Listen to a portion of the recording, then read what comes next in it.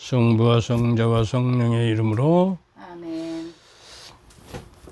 오늘 또 이 시간 우리를 초대해 주시고 당신 생명의 말씀이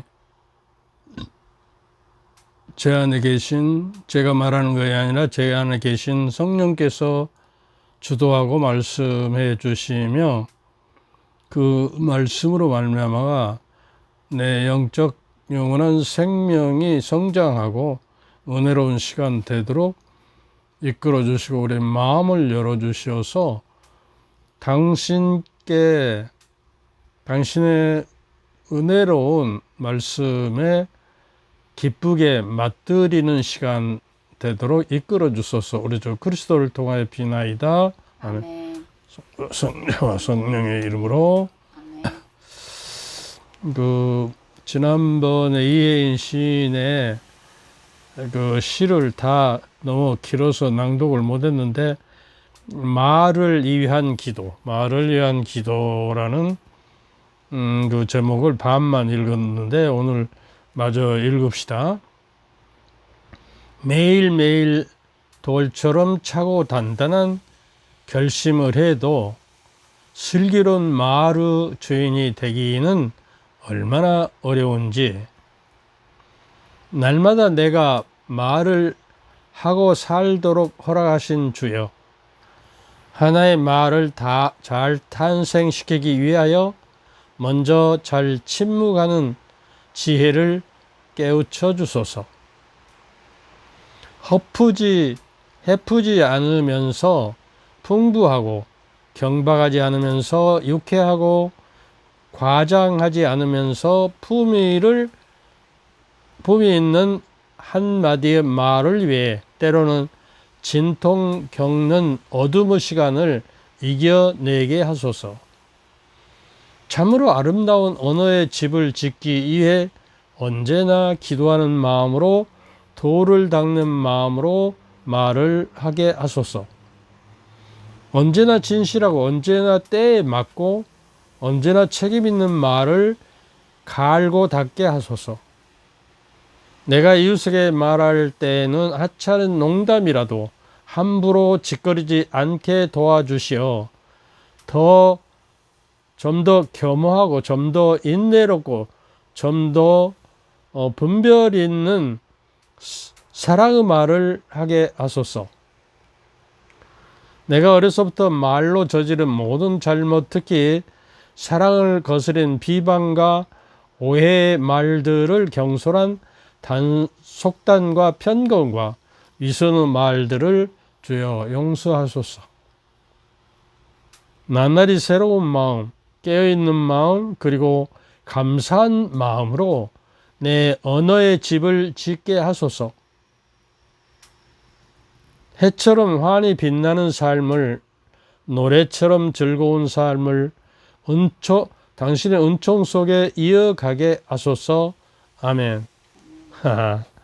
멋들어지는 시인데, 여러분 이 시를 다시 알고 싶으면 말을 위한 기도라고 인터넷에 치면 나옵니다.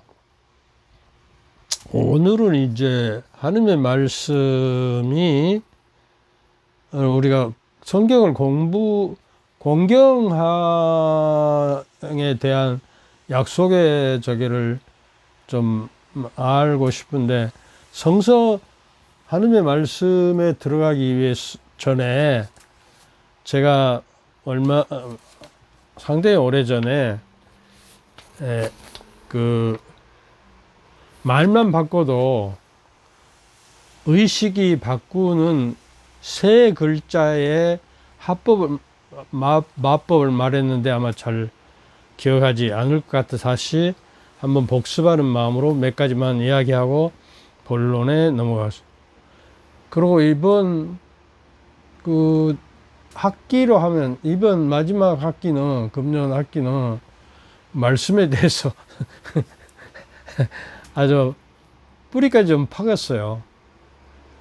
그리고 이 말씀에 대해서 제가 책을 한 권 엮어볼까 하고 준비하고 있습니다. 우리가 보통 말하는 피곤해, 큰일이야, 골치 아파, 하기 싫어, 이런 부정적인 말을 자꾸 듣고 말을 할 때 부정적인 사람으로 표현해 버려요. 그러면 이걸 어떻게 고칠 수 있냐?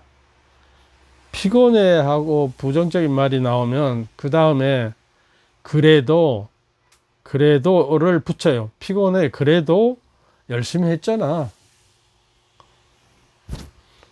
피곤해, 그래도 만족했어. 피곤해, 그래도 여기까지 왔잖아. 너는 지금 잘하고 있는 거야. 그래서요, 어떤 그 강의에 보면 나는 참 잘하고 있어. 나는 괜찮아.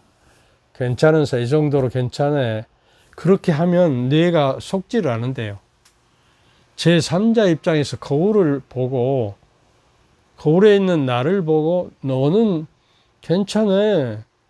그대로 지금 잘하고 있고 그만하면 되는 거야. 너무 노력하지 말라고 말아. 그 정도면 된 거야. 참 잘하고 있는 것이니까 걱정 마라. 그러고 이러한 권고의 말을 자기가 제3자 입장에서 자기에게 3인칭이 자기에게 말하는 것처럼 내가 밖에서 나갈 때 저게 긍정적인 말을 해주네. 그러고 이제 자기가 의식이 바꿔지기 생각한다는 것. 이게 중요한 이야기예요. 그래도를 자꾸 그리고요. 소리 내도 마음속으로 말해도 뇌 속 대화의 효과는 다르지 않다고 그래요. 근데 우리 가톨릭에서는 성물일도나 이게 공적인 기도를 할 때는 정해진 기도를 할 때는 소리 내어서 기도를 하면 더 효과적이다 그래요. 이게 믿음은 들음에서 오고 들음은 하나님의 말씀으로 이루어진다 그러는데 듣고 내 목소리를 내가 듣고 이렇게 하면 오히려 좋다는 거예요. 보고 듣고 이게 글씨를 보고 또 듣고 함으로써 나에게 더 생생히 온다는 거예요. 근데 이제 우리가 책을 읽을 때는 소리를 내면 훨씬 저희가 느려요. 이게 책을 읽을 때는 그냥 눈으로 보고 기억에 새기는 거예요. 이게 셀프 토킹, 자기 혼자 속으로 내에서 이야기하는 것도 상당한 효과가 있다는 거예요. 그러니까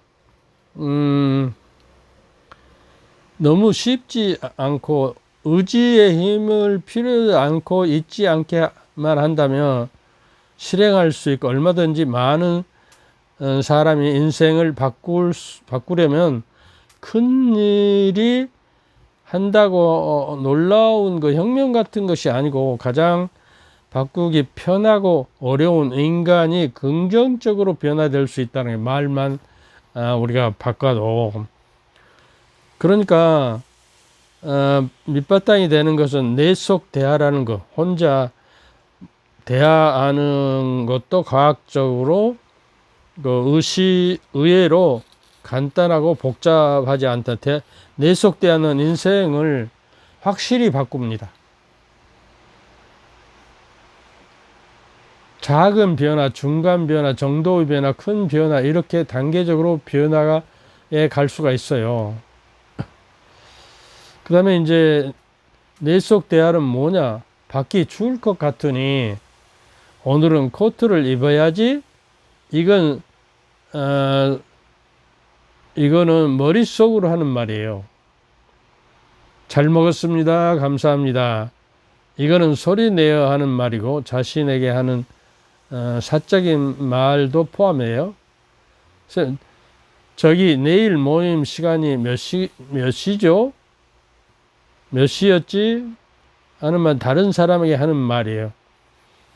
참으로 미국 그 한 연구에 따르면 머릿속으로 하는 말은 소리 내어 하는 말보다 10배 이상 빠르기도 하며 분당 1분당 4천 단어 이상의 말을 한다고 그럽니다.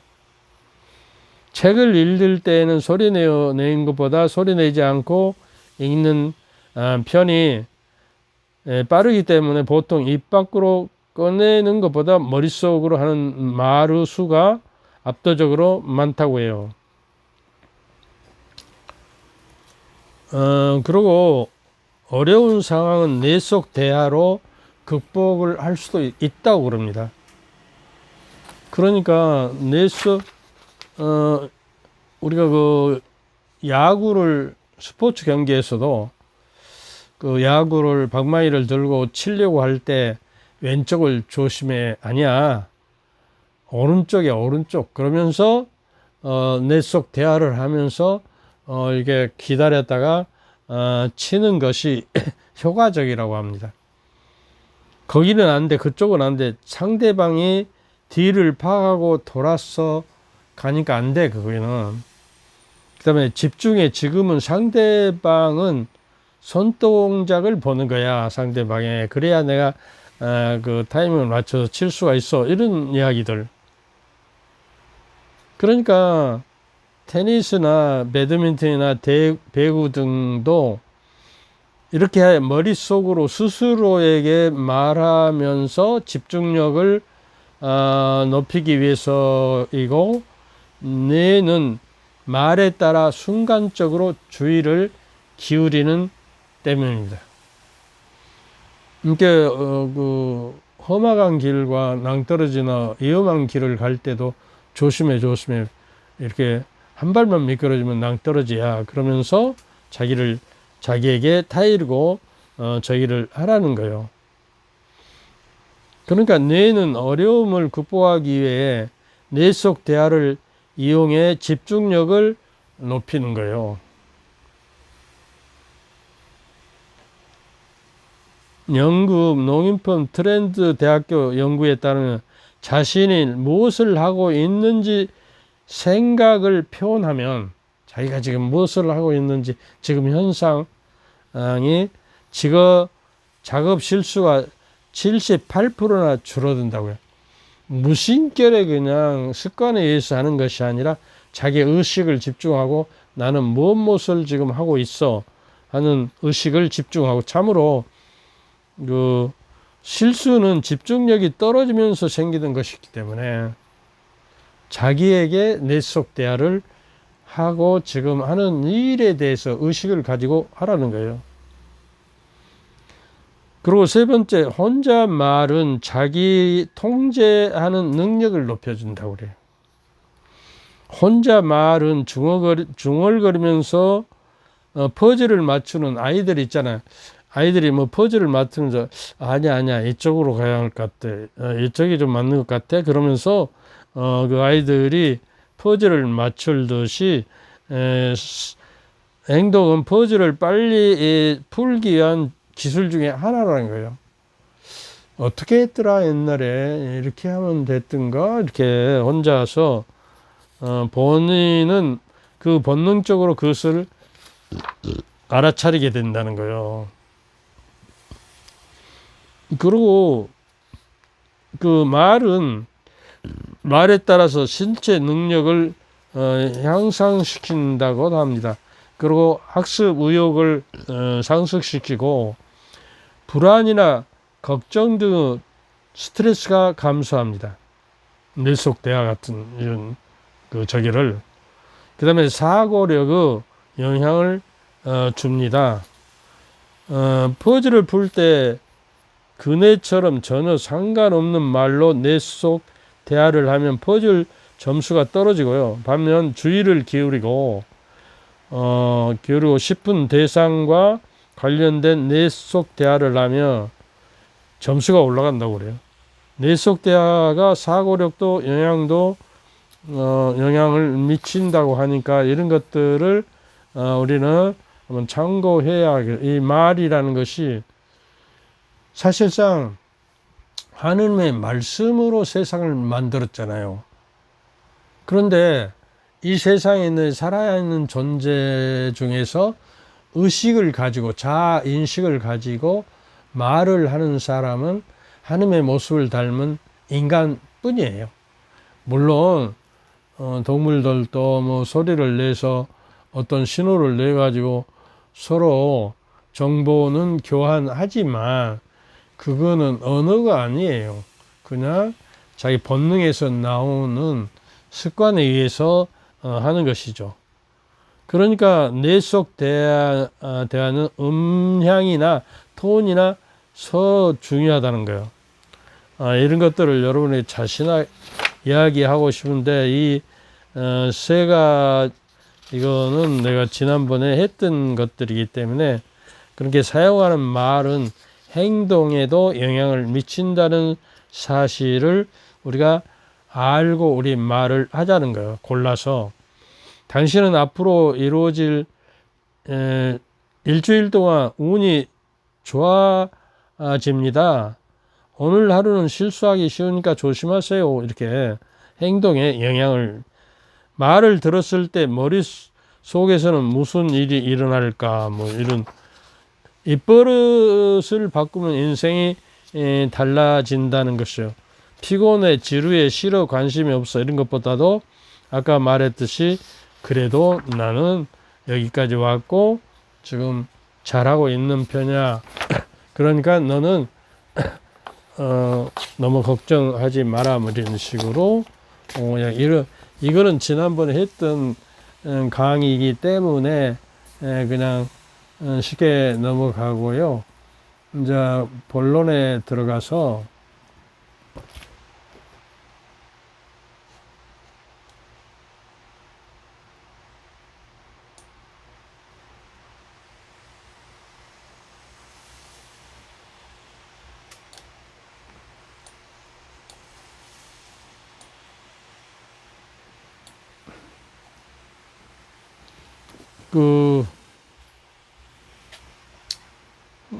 오늘 주제를 크게 잡아서 하느님의 말씀에 여러분을 절여 넣으십시오.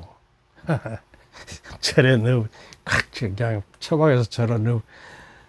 그 배추밭에 있는 뻣뻣한 배추를 갖다가 소금물에 절여 넣어야 뻣뻣한 기가 없고 부드럽고 또 어째서 소금물에 절인 줄 알아요?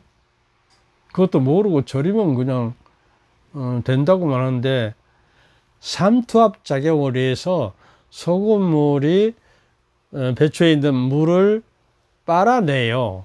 그러면 숨이 죽은다고 그래요. 그러면 그 숨이 죽은 공간에 양념이 들어가는 거예요. 우리 인생도 그렇게 해요. 하느님의 말씀에다가 절여 넣으면 숨이 죽고 내가 뻣뻣한 것이 부드럽게 온유하게 되고 그 다음에 그 공간 안에 하느님의 은총이 들어가고 영원한 생명이 들어갈 수 있다는 거예요. 이 성 안토니오 성인이 말하거든. 하느님 말씀에 너를 절여 넣어버리라고. 근데 우리 신자들 하느님 말씀에 절여 넣어서 그냥 찌들어 가지고 그냥 풀이 죽어서 완전히 자기 기는 없어지고 하느님 기가 돌아와서 하나님의 말씀이 활성화돼서 내 안에 활동하고 하나님의 말씀이 나를 내가 품고 살고 그 말씀이 내 안에 숨쉬고 살아 움직이는 그런 사람 있으면 손 들어 보세요. 나는 지금 그렇게 솔직히 살고 있거든요. 그 시편에 보면 아침부터 일어나서 당신의 말씀에 희망을 두나이다. 당신의 말씀을 묵상하고 싶어서 이내는 밤새도록 떠있나이다. 그런 말씀이 있잖아요. 그래서 저는요, 늙어서 그러겠지만, 이제, 5시 반에 이제 그 시계를 맞춰놓고 자는데, 한 4시 반이나 되면 깨서요, 하나님 말씀을 자꾸 묵상하도록 내 안에서 자꾸 재촉을 해요. 그리고 그걸 외우도록, 기억하고, 반추하도록. 반추한다는 건 뭐예요? 소가, 지난번에 이야기했죠. 소가 풀만 먹어도 어때요? 이게 살이 찌고 막 고기가 있어 소고기를 먹잖아요. 근데 풀만 먹어서 되는데 왜 그렇게 살이 오르고 힘이 좋을까? 그 소가 초식동물이기 때문에 그 사자나 호랑이나 육식동물들이 달라들어서 평야에가 그 풀밭이 있거든요. 그러니까 눈에 띄잖아요. 그러니까 빨리빨리 먹어야 해. 그래갖고 모르게 숨어서 그놈을 반추해갖고 내 뱉어가지고 그걸 다시 씹는 거예요.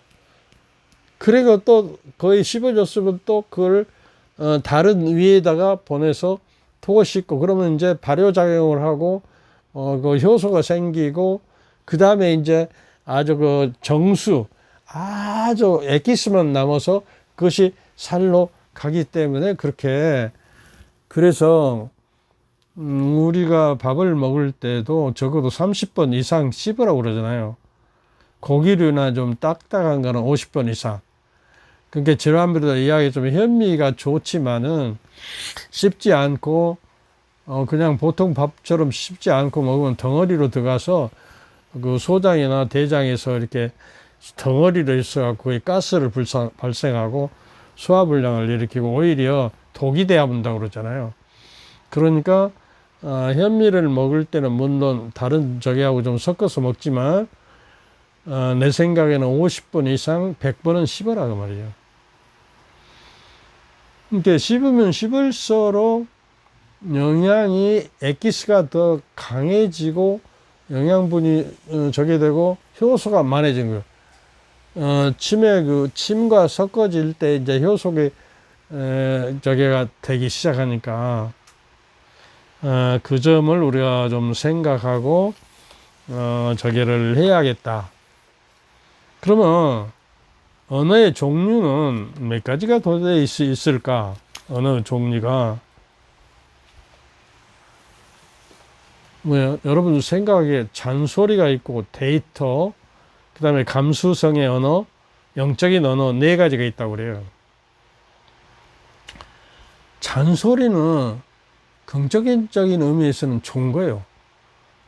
부모가 자녀들에게 자꾸 반복해서 이야기하는 것은 그 이야기가 너 마음 안에 새겨지고 그것을 기억하고 일상에서 그것을 행동으로 옮기도록 그래 습관이 되고 그 습관이 덕행이 되도록 하기 위해서 하는 거예요.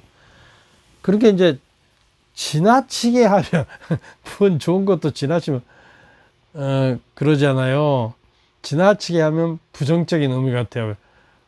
그 반대하고 달라들고 그러잖아요. 그리고 특별히 그 여자분들이 남편이 늦게 들어오고 조금만 뭐 술 먹고 들어오고 뭐 저기 하면 짜증 내고 맨날 잔소리 하잖아요. 잔소리 하잖아요. 술이나 퍼먹고 다니고 집안 되는 건도 모르고 애들이 어떻게 자랐는지도 모르고 저기 한다고. 근데요, 여자는 그 감수성이 만해 가지고 그 저게 말을 그 몇 가지나 하면 2만 가지 단어를 한다. 2만 가지. 입을 가만히 못 두는 거예요. 그래서 2만 가지를 하니까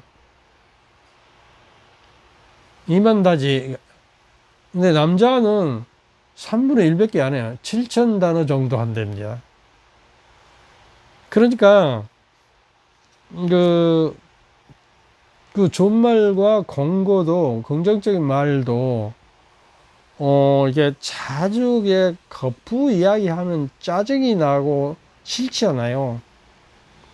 그러니까 적당히 해야 해요. 남편의 노고를 칭찬하고 오늘 또 수고하셨네요. 그러고 뭐 오자마자 세수대 따뜻한 물로 발을 씻어준다는 오늘 참 당신 멋있어요. 당신 최고야. 당신 덕분에 내가 살고 있어. 뭐 이런 좋은 말을 좀 해야 하는데 그리고 이제 남자가 퇴근해서 돌아오면은 좀 머리도 정갈하게 고 가볍게 화장도 하고 좀, 그, 옷도 좀, 거기에 맞게 좀 입고 이렇게 하는데 머리 덮을덮을하고 뭐, 있으면 짜증이 나죠. 그런데다가 잔소리나 퍼붓고 그러면 나라도 못 살 것 같아. 뛰쳐나가지. 그리고 우리가 대화를 할 때요. 대화의 내용 중에서 그 내용을 받아들이고, 긍정적으로, 듣는 거는 7%밖에 안 된대요. 내가 누구한테 이야기하면 그걸 100%다 듣는 줄 아는데 그러지 않대요. 자기가 듣고 싶은 것만 들어요. 그리고 배운 대로 들어요. 그리고 내가 말하는 태도 20%예요. 그러니까 내가 원래 이 강의를 할 때는 서서 해요. 그래서 그 바디 랭귀지라고 그랬어요. 몸으로 하는 저게 김창욱이라고 소통 전문가 강의를 하면 막 춤추고 막 이렇게 하고 그러잖아요. 이게 바디 랭귀지예요. 그것이 20%나 돼요. 그리고 내가 표정을 잘 짓고 이야기, 막 찡그리고 막 그 부정적으로 하면 안 되고 표정이 35%. 또 그 목소리 톤이 지금 내 목소리가 어때요? 좀 괜찮아죠? 그 톤이 괜찮아죠? 뭐 이렇게 하는 것보다 그 4시간 그런 거는 좀 안 들어잖아요. 그러니까 좀, 그, 저음 좀 비슷한, 소리로. 그리고 이제 다른 여타, 저게는 38%가 된다고 그래요. 그래서 우리가 정중한 태도로, 겸손한 태도로 말을 하고, 표정도 좀 밝고, 그건 좀, 이게, 미소도 지으면서 하고, 소리도 너무 높으면 안 되고, 너무 낮아도 안 되고, 그런, 것을 알고 우리가 남하고 대화하자는 거예요. 근데 이제 우리가 좀, 그 하느님 말씀에 들어가기 전에,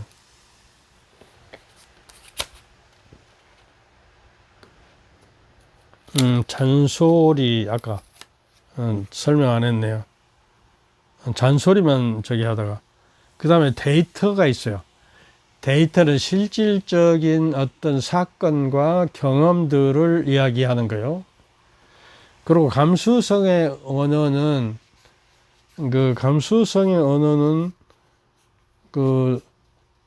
그대로 직설적으로 이야기하는 거 아니에요. 너 오늘 얼굴이 뭐 별로네? 그러면 안 되죠. 오늘로 좀 산뜻하게 보인다? 뭐 이렇게 이야기를 해야 하는데, 그리고 영적 언어는 영혼에 도움이 되고 상대에게 좋은 말을 해서 상대가 선장하도록 하고 상대에게 하나님 말씀 은혜가 전달되도록 하는 언어가 영적인 언어예요. 그래서 여러분 지금 잔소리, 데이터, 감성 언어, 또 영적 언어 어떤 말을 오늘 많이 했을까 늘 반성해야 하는 거예요.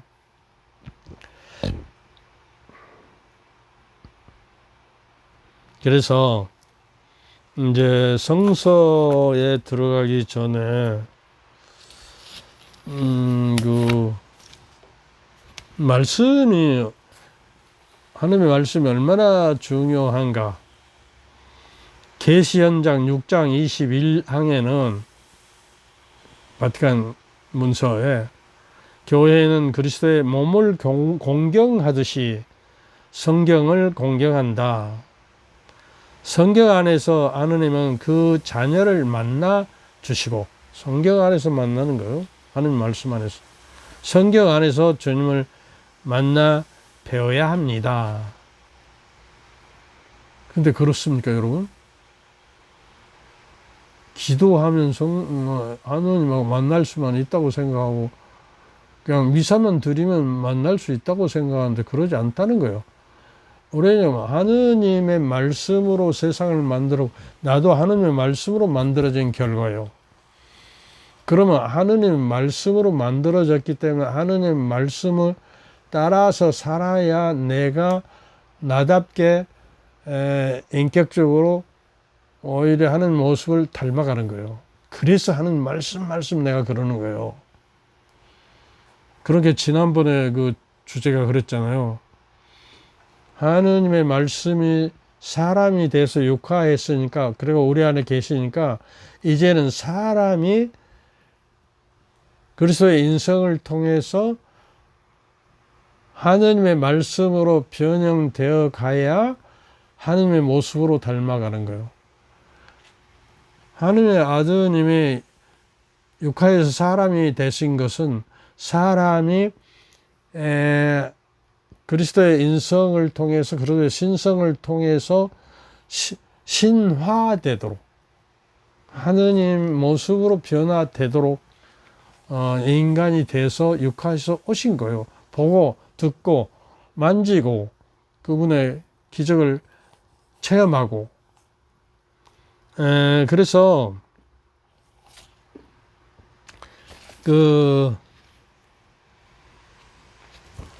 내가 마태복음 12장 37절에는 그런 말씀이 있어요. 네가 한 말에 따라서 너는 올바로 의롭게 판단되고, 네가 말하는 것에 대해서 그 말에 따라서 심판받을 것이다. 그리고 하느님 앞에 가서